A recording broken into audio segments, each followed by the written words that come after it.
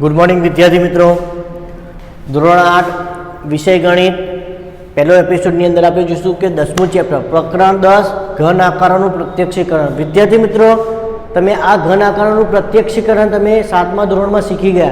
કેટલાક આકારો હતા એ આકારનો તમે પરિચય મેળવ્યો હતો કે કયા આકારને તમે દ્વિપરિમાણીય આકાર કહો, કયા આકારને તમે ત્રિપરિમાણીય આકાર કે જે આકાર દ્વિપરિમાણીય આકાર એટલે કે બે દ્વિ એટલે કે બે કે જેની બે બાજુ હોય કે બે માપ આપેલા હોય તેવા આકારને આપણે દ્વિપરિમાણીય આકારો કહે છે। અને ત્રિપરિમાણીય આકારો કે જેની અંદર ત્રણ માપો આપેલા હોય કે જે આકારોની અંદર જે ઘન આકારોની અંદર ત્રણ માપ આપેલા હોય તેવા આકારોને આપણે ત્રિપરિમાણીય આકારો કહે છે। તો વિદ્યાર્થી મિત્રો, એ આકારો તમે શીખી ગયા 7મા ધોરણની અંદર।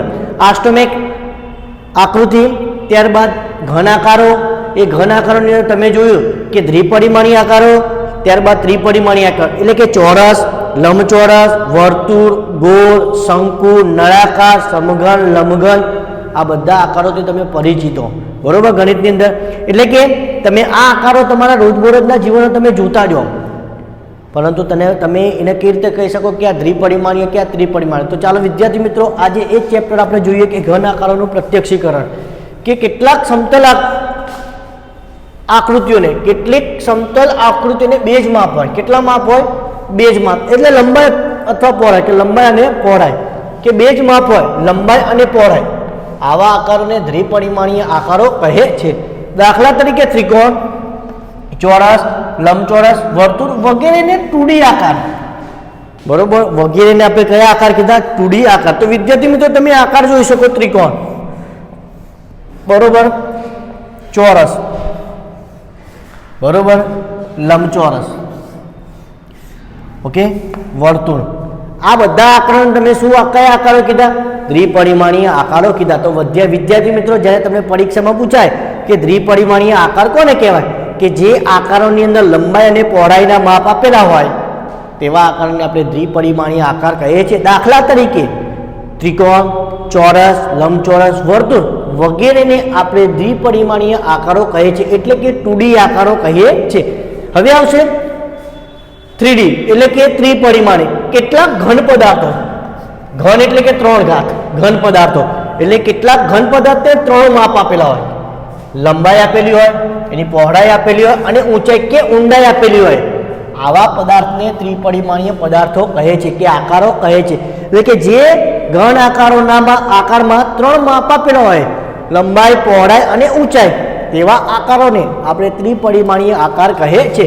એટલે કે દાખલા તરીકે સમઘન, બરોબર, સમઘનને કુલ 6 બાજુઓ હોય, બરોબર, એટલે કે સમઘન, નળાકાર, શંકુ, ગોલક, આ નળાકાર તમે જોઈ શકો, બરોબર, ત્યારબાદ શંકુ, ઓકે, અને ગોલક વગેરેને તમે 3D આકારો કહે છે। તો વિદ્યાર્થી મિત્રો, તમારા આ બેઝિક થયું કે દ્વિપરિમાણીય એટલે શું અને ત્રિપરિમાણીય એટલે શું। તો વિદ્યાર્થી મિત્રો, એના આધારે તમારા કોષ્ટક અહીં આપ્યું ચોપડીની અંદર કે આટલું કરો, ઓકે। તો તમે જોઈ શકો આ કયા આકારો કહેવાય, કે દ્વિપરિમાણીય, ત્રિપરિમાણીય કે બરોબર, એ આપણે અહીંયા બતાવવાનું કે તમે જોઈ શકો આ આકારો મેં લખ્યા અને એના આધારે તમારે શું કરવાનું, એનું વર્ગીકરણ કરવાનું રહેશે, બરોબર, એ તમારે જાતે જોઈ લેવાનું, અહીંયા આપેલું જ છે, તમે જોઈ શકો, ઓકે। એટલે વિદ્યાર્થી મિત્રો, તમે જો કે તંબુ, નળાકાર ઉપર શંકુ આપેલો, ડબ્બો, પોલો નળાકાર આપેલો, આઈસ્ક્રીમ કોન, શંકુ ઉપર અર્ધગોલક, ત્યારબાદ ફોટો ફ્રેમ એટલે કે ફોટો ફ્રેમ લંબચોરસ આપેલી, કટોરો તમને આપેલો કે પોલો અર્ધગોળક આપેલો, મિનારો ઉપરથી નળાકાર આપેલો, ઓકે। એ જ રીતે વિદ્યાર્થી મિત્રો, તમારા આટલું કરોની અંદર આકૃતિઓ આપેલી, એ આકૃતિ તમારા નોટની અંદર દોરવાની રહેશે। ત્યારબાદ તમે જોઈ શકો ત્રિપરિમાણીય આકારોના દ્રશ્ય। ત્રિપરિમાણીય આકારો કેવા દેખાય? તો વિદ્યાર્થી મિત્રો, તમે જોઈ શકો, તમે નોંધ્યું હશે કે ત્રિપરિમાણીય વસ્તુને જુદી જુદી જગ્યાએથી જોતા જુદા જુદા સ્વરૂપે જોવા, કે તમે ત્રિપરિમાણીય આ જુઓ, માની લો કે તમે સમઘન લો, ઓકે, આ સમઘન તમે અલગ અલગ જગ્યાથી જોશો તો તમને અલગ અલગ દેખાશે। એ જ રીતે તમે નળાકાર, શંકુ, ગોલક, આ બધા આકારોને તમે લઈને અને તમે એનું નિરીક્ષણ કરો તો તમને અલગ અલગ જગ્યા દેખાશે, અલગ અલગ આકાર જોઈ શકો છો। ઉદાહરણ તરીકે નીચે આપેલ ઝૂંપડીને તમે ઝૂંપડી જોઈ શકો, આગળથી કેવી રીતે દેખાય, આગળનું દ્રશ્ય, ત્યારબાદ બાજુમાંથી દેખાતું દ્રશ્ય અને ઉપરથી દેખાતું દ્રશ્ય। એ એ રીતે વિદ્યાર્થી મિત્રો માની લો કે તમારી જોડે ગ્લાસ હોય, પાણીનો ગ્લાસ, બરોબર, આ પાણીનો ગ્લાસ, આ પાણીના ગ્લાસને તમે આગળથી ઉપરથી જુઓ, સાઈડમાં બાજુમાંથી જુઓ, તેનો આકાર કેવો દેખાશે, બરોબર, અલગ અલગ આકાર દેખાશે. સમઘન તમે લેશો, નળાકાર લેશો, એટલે એના ચિત્રો તમને ઘરે બતાવે. તમે ચોપડી જોશો કે ચોપડીની અંદર એના આકારો તમને દેખાડ્યા હશે. ઓકે, તમે જોશો બાજુમાં દેખશો ને, એક તો તમને આ રીતે દેખાશે બાજુથી, પ્યાલો તમારો આ રીતે રહ્યો પાણીનો, તમે બાજુમાંથી દેખશો તો આવું દેખાશે, અને ઉપરથી દેખાશો તો તમને ગોળ દેખાશે. એક પ્યાલાના ઉપરના દેખાતા દ્રશ્યમાં સમકેન્દ્રી વર્તુળ જેવો શા માટે જોવા મળે છે? એટલે કે તમે પ્યાલો જુઓ તો ઉપરથી જોશો તો તમને આ રીતે દેખાશે. પ્યાલો તમે ઉપરથી જોશો ને તો તમને આ તો વર્તુળ જેવું દેખાશે, એકદમ ગોળ. શું બીજા કેટલાક સ્થાનેથી જોતા પ્યાલાનું બાજુએ દેખાતું દ્રશ્ય જુદું પડે છે? હા. વિચારો, પ્યાલાનું આગળનું દ્રશ્ય, પાછળનું દ્રશ્ય, ડાબી બાજુ દેખાતું દ્રશ્ય અને જમણી બાજુ દેખાતું દ્રશ્ય સરખા જોવા મળે છે. શું આવી રીતે દરેક વસ્તુમાં બાજુના પરના દેખાવ? વિદ્યાર્થી મિત્રો તમે જોઈ શકો આ રીતે, એક ઈંટ લો કે ઈંટને તમે કેવી રીતે જોઈ શકો? આ આપણે ઈંટને જુદા જુદા સ્થાને જોતા મળતા દ્રશ્યો. તમે જુઓ, આ એક ઈંટનું ચિત્ર આપેલું, એને આગળ, ઉપર અને બાજુ. તો આગળથી તમને કેવું દેખાશે? ઈંટ તમને આ રીતે, ઈંટ આ માની લો ઈંટ, બરોબર, આ ઈંટ માની લો, એ તમે આગળથી આ રીતે દેખાશે, બરોબર, ઉપરથી તમને આવું દેખાશે અને સાઈડમાંથી તમને આવું દેખાશે, લંબગોળ, બરોબર. એટલે કે આ તમને આકાર દેખાજો. હું તમને ફરીથી બતાવી દઉં કે આગળથી દેખાતું આ રીતે, ઓકે, ત્યારબાદ બાજુમાંથી દેખાતું આ રીતે. આ ઈંટ છે અને ઈંટને તમે જોઈ શકો કે આગળથી આ રીતે દેખાશે, બાજુમાંથી આ રીતે દેખાશે અને ઉપરથી જોશો તો તમને આ રીતે ઉપરથી જોવા મળે છે. તમે જોઈ શકો એ રીતે નીચેના કેટલાક સમઘન બનેલા આકારોના જુદા જુદા દ્રશ્યો આપેલા. વિદ્યાર્થી મિત્રો આગળના તમને દ્રશ્ય આપેલા, તમે જોઈને એના નામ લખો કે ઉપરથી આખું જ બતાવેલું જ છે, તમારે કંઈ કરવાનું જરૂર નથી. કે એની અંદર તમને આકારો આપેલા, એ આકાર ઉપરથી જો સમઘન આપેલા કે 3 સમઘન દ્વારા બનેલા આકાર, બાજુમાં કેવું દેખાય, આગળથી કેવું દેખાય અને ઉપરથી કેવું દેખાય, તમે જોઈ શકો તમારા ચોપડીના પેજ નંબર 156 પર. એ રીતે બીજું આપ્યું કે 4 સમઘન દ્વારા બનેલા આકાર, 4 સમઘનનો ઉપયોગ કરીને બનેલા આકાર, કે ઉપરથી કેવું દેખાશે, આવું, આગળથી કેવું દેખાશે, 2, બાજુમાંથી તમને ક્યાં દેખાશે, 3 ખાના દેખાશે. એ રીતે 4 સમઘન દ્વારા બનેલા આકાર, બીજો 4 સમઘન દ્વારા, તો તમે બાજુમાંથી દેખશો તો તમને 2 સમઘન દેખાશે, બરોબર, આગળથી દેખાશે તમને 3 સમઘન દેખાશે અને ઉપરથી 3 સમઘન આડા અને એક ઉપર તમારે દેખાય છે. જો વિદ્યાર્થી મિત્રો તમને હું બતાવી દઉં,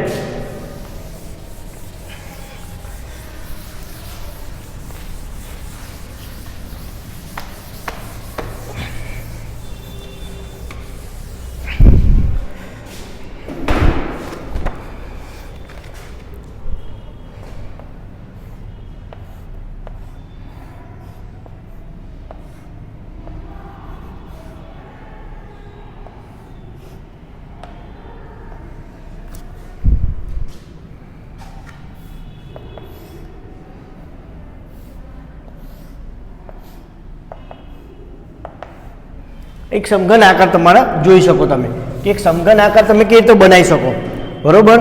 કે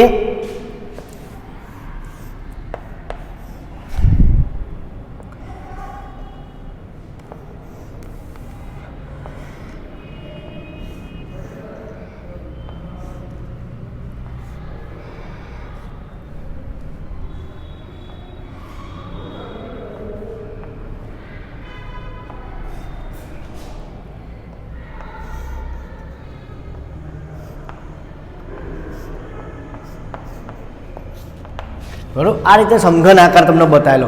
તમે જોઈ શકો કે આ સમઘન દ્વારા બનેલા આકાર, કેના દ્વારા, કે સમઘન દ્વારા બનેલા આકાર. ઓકે, હવે વિદ્યાર્થી મિત્રો તમે જુઓ આ રીતે બાજુથી દેખાતું દ્રશ્ય, કઈ બાજુથી, કે બાજુથી, આ બાજુનું દ્રશ્ય. ત્યારબાદ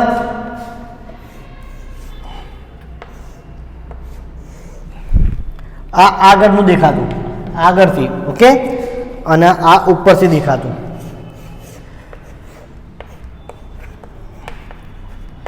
બરોબર, આ રીતે તમે આકાર જોઈ શકો. અલગ અલગ હોય એવું નહીં કે તમે આ જ માની લો કે આ સમઘન રહ્યું, આ સમઘનને હું તમને બતાવું કે આ સમઘનનો આકાર તમે જોઈ શકો, તમને આગળથી કેવું દેખાશે, આવું દેખાશે. ઓકે, તમે ઉપરથી જોશો તમને આવું દેખાશે અને સાઈડમાંથી તમે આ રીતે બતાવી શકો, તમે આ રીતે જોઈ શકો. ઓકે, હવે જોઈએ આગળ કે સ્વાધ્યાય 10.1 આપેલો, બરોબર.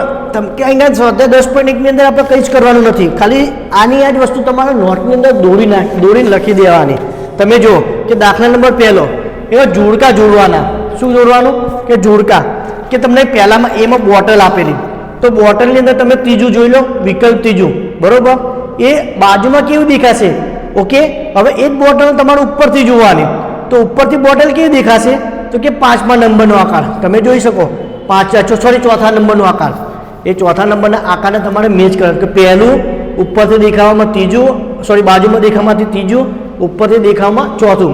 એ જ રીતે તમને વજનિયું આપેલું, તો વજનિયામાં બાજુમાં દેખાતું પહેલું આય કેવું દેખાશે? પહેલું, બરોબર. અને છેલ્લે તમે ઉપરથી દેખાવ એનો કેટલો આવશે? 5મા નંબરનો આવશે. એ રીતે થર્મોસ, તો થર્મોસ માટે તમે ચોથા નંબરનું જુઓ બાજુમાં દેખાવા માટે, અને ઉપરથી દેખાવા માટે તમે બીજો નંબર યાદ કરો.